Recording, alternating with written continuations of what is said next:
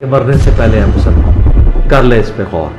کتابوں کا خدا اور ہے، خوابوں کا خدا اور کہ ایک دیوبندی مولانا نے آپ جیسے لوگوں پر ایک حدیث فٹ کی ہے کہ نبی صلی اللہ علیہ وسلم نے فرمایا قرب قیامت میں علماء اٹھا لیے جائیں گے اور لوگ بغیر علم کے فتویٰ دیں گے، اور ان کی نشانی یہ بیان کی ہے مفتی صاحب کہ وہ کتابوں کے ذریعے فتوے دیں گے اور خود بھی گمراہ ہوں گے اور باقی لوگوں کو بھی گمراہ کریں گے۔ نعوذ باللہ۔ کیا کتابیں پڑھ پڑھ کر گمراہ ہونے والی حدیث ہے اور کتابوں کی بجائے بابوں کو پکڑنے کا حکم ہے؟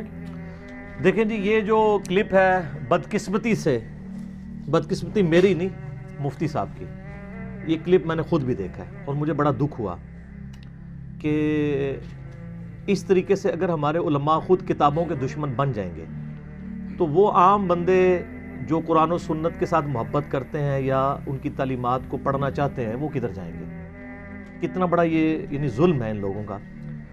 اور پھر میں جب کوئی تھوڑی تلخ بات کرتا ہوں تو ان کو بری لگتی ہے، حالانکہ ان کو خود دیکھنا چاہیے کہ یہ اس طرح کی حرکتیں کیوں کرتے ہیں کہ ان کے اوپر اس حوالے سے کوئی گرفت کی جائے۔ تو اگر یہ کہتے ہیں کہ جی جو ہے وہ کتابیں سے پڑھ پڑھ کے لوگ فتوے دیں گے، علم اٹھا لیا جائے گا، علماء اٹھا لیے جائیں گے، تو پہلا تو میں اس کا یعنی اینٹی وینم والا جواب دوں گا، پھکی والا الزامی جواب۔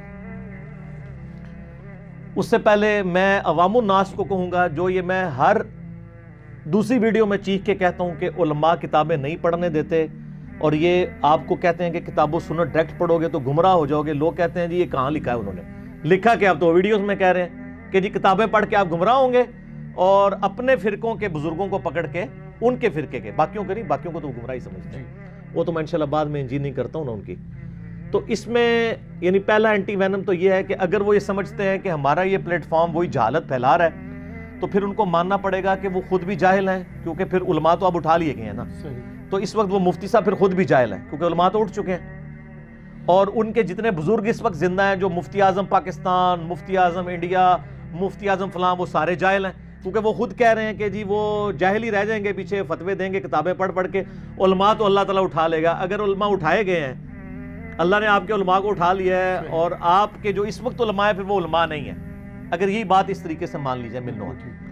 اور دوسری طرف ان کا اپنا حال یہ ہے کہ یہ لوگ اپنی تمام فقہ حنفی کی بنیادی کتابوں میں لکھتے ہیں، ایون تصوف کی کتابوں میں۔ ہمارے سب کانٹیننٹ میں ایک بڑی ڈومیننٹ پرسنالٹی گزری ہیں، شیخ احمد سرہندی، المعروف مجدد، خود ہی انہوں نے مجدد اپنے آپ کو ڈکلیئر کیا تھا، مجدد الف ثانی، 1000 سال کے مجدد۔ تو ان کے مکتوبات کے اندر آپ دیکھیں، انہوں نے یہ کلیم کیا ہے کہ ہمارے بزرگوں نے کشف کے ذریعے فزیکلی یہ منظر دیکھا ہے کہ حضرت عیسیٰ علیہ السلام جب دنیا میں اتریں گے تو فقہ حنفی کے مطابق عمل کریں گے، یعنی فقہ حنفی کی کتابیں قیامت تک رہیں گی، قرآن و سنت جو ہے وہ پلوٹ ہو جائے گا، نعوذ باللہ۔ یہ انہوں نے لکھا ہے۔ پھر بعد میں آپ کو پتا علماء کا ایک طریقہ واردات ہوتا ہے نا، ایک ایسی بات کر دو جس کے دو مطلب ہو، ساتھ ہی ان کو خود حیا آئی کہ یہ بات جب کریں گے تو لوگ تو ہم پہ لانتے بھیجیں گے، ساتھ کہا کہ نہیں اس کا یہ مطلب نہیں کہ حضرت عیسیٰ علیہ السلام کی لوگ جو ہے وہ حضرت عیسیٰ، حضرت امام حنیفہ رحمہ اللہ کی تقلید کریں گے، بلکہ حضرت عیسیٰ کا اجتہاد جو ہے وہ حضرت امام ابو حنیفہ کے اجتہاد کے ساتھ مل جائے گا۔ دیکھو کڈی وڈی کہانی بنائی نے، ایدی میں انجینئرنگ کرنا، ایدی انجینئرنگ یہ ہے کہ بھائی صحیح مسلم میں حدیث موجود ہے، یہ بخاری اور مسلم دونوں میں ہے کہ حضرت عیسیٰ علیہ السلام قرب قیامت میں نزول فرمائیں گے، صحیح مسلم میں موجود ہے، اس حدیث کا راوی ساتھ ہی صحیح مسلم میں کہتا ہے کہ جب وہ اتریں گے تو اللہ کی کتاب اور تمہارے نبی صلی اللہ علیہ وآلہ وسلم کی سنت کے مطابق چلائیں گے، اور سر فقہ حنفی کے مطابق نہیں چلائیں گے۔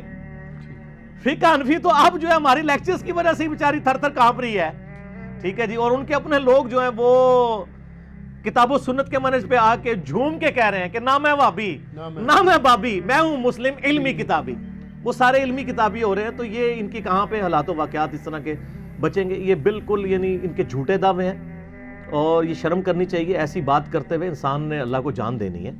اور میں کہتا ہوں کہ علماء کتنے یعنی بے خوف ہو جاتے ہیں کہ اللہ تعالیٰ نے جس کتاب کی گارنٹی دی ہے، اِنَّا نَحْنُ نَزَّلْنَا الذِّكْرَ وَإِنَّا لَهُ لَحَافِظُونَ، اس الذکر قرآن کو ہم نے نازل کیا، ہم اس کی حفاظت کرنے والے ہیں۔ اور قرآن کی حفاظت کا منطقی نتیجہ ہے کہ قرآن کے ساتھ سنت، اور سنت کو محفوظ کرنے والے جو سورسز ہیں یعنی صحیح الاسناد حدیث، وہ بھی قیامت تک باقی رہیں گے اور یہ محفوظ رہیں گے۔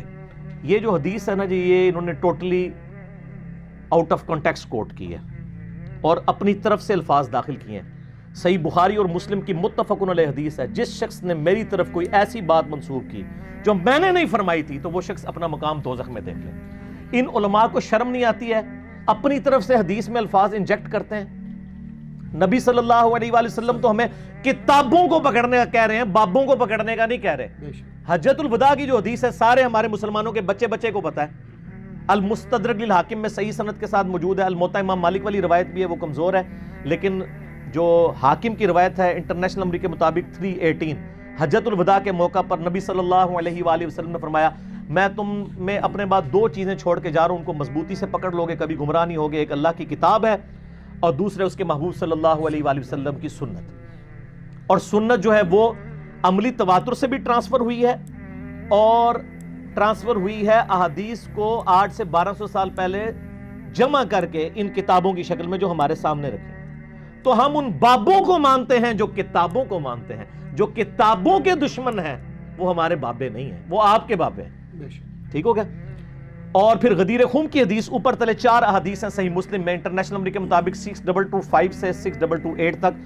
آپ نے خم نامی گاؤں میں خطبہ دیا اپنی وفات سے تقریباً 2.5 مہینے پہلے, اور فرمایا میں اپنے بعد 2 بھاری چیزیں چھوڑ کے جا رہا ہوں. ان میں سے پہلی چیز اللہ کی کتاب ہے, اس میں ہدایت ہے, اس میں نور ہے. تم اللہ کی کتاب کو پکڑو, اپنا تعلق اس کے ساتھ مضبوط کرو.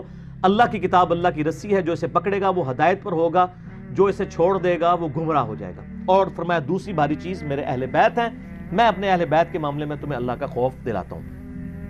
اللہ کے فضل سے اس پلیٹ فارم سے قرآن کی توحید بھی بیان ہو رہی ہے اور اہل بیت کا دفاع بھی ہو رہا ہے. اللہ کے فضل سے اس پلیٹ فارم سے ہو رہا ہے. باقی تو سارے اپنے بزرگ بابوں کو لے کے چل رہے ہیں.